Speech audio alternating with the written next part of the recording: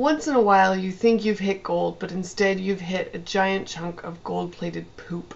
I had an experience like that earlier this year when a businessman contacted me for help rebranding. He seemed legitimate. His business seemed to have potential. I put in a bid.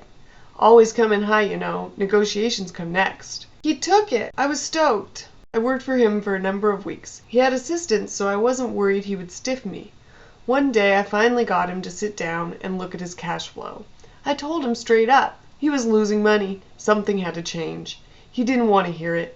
We proceeded with our projects. Payment was due. He said he'd deliver it. Didn't show up. And proceeded not to call, email, or text.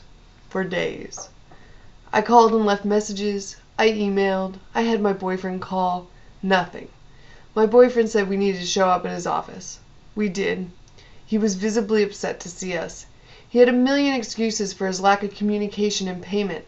Some of them even contradicted each other. Finally, we got him to give me a third of what he owed me and got an agreement for the remainder by a certain day. With this payment came an apology. It was important to him, he said, that we had a good relationship.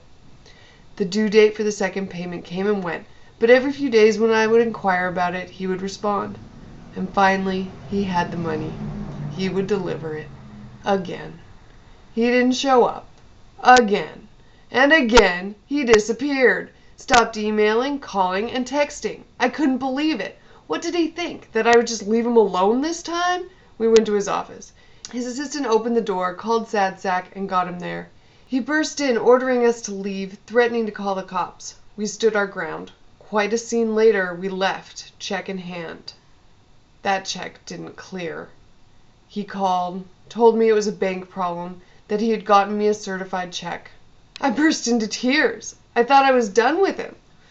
We looked into it. There hadn't been a bank problem. He had canceled the check. But his certified check cleared, and I counted all my lucky and unlucky stars that I would never have to deal with him again.